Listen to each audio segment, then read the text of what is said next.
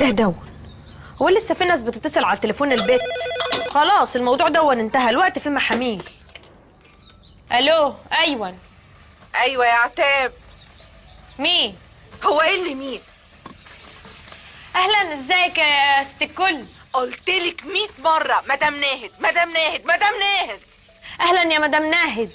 بقولك ايه، على السفره هتلاقي وصل مليني الرقم اللي مكتوب عليه. وصل الغاز ولا وصل النور؟ وانت مالك انت، وصل النور ولا وصل الغاز؟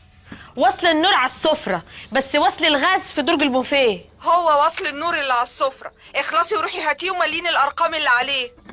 ماشي حاضر.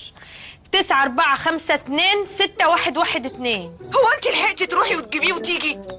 وانا لها روح، ما انا حضرتك حافظه الرقم، انا لمحت الصبح وانا بفقش البيض. روحي شوفيه بدل ما اجي افقشلك دماغك يا عتاب.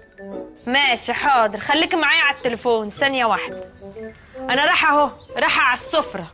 انا بتمشى اهو، رايحه على السفره، رايحه اجيب الوصل. ياه المشوار طويل قوي، ربنا يوسع عليكم.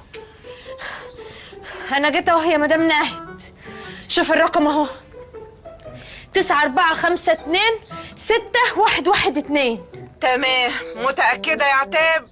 ان شاء الله يا رب تيجي تلاقيني متكهربه ونايمه على الارض كده، هو انا ماسكه الوصل في ايديا. طب خلاص خلاص يا ساتر عليكي، يلا سلام.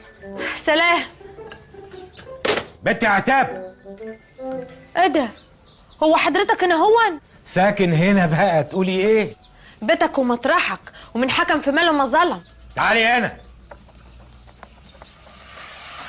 ايه انت خلاص بقيتي طايحه في البيت كده؟ مفيش لا ظابط ولا رابط؟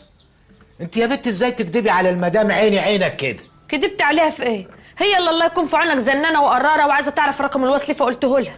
وانت قلت لها الرقم ازاي اذا كان الوصل قدامي على السفره اهو؟ ما حضرتك برضه مش هتصدقني، انا لمحته الصبح وانا بفقش البيض فحفظته. وانت بقى اي حاجه تلمحيها وانت بتفقشي البيض تحفظيها؟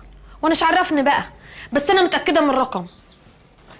اهو الوصل في ايدي اهو، قولي بقى الرقم، بس قسما عظما لو غلطتي في رقم واحد بس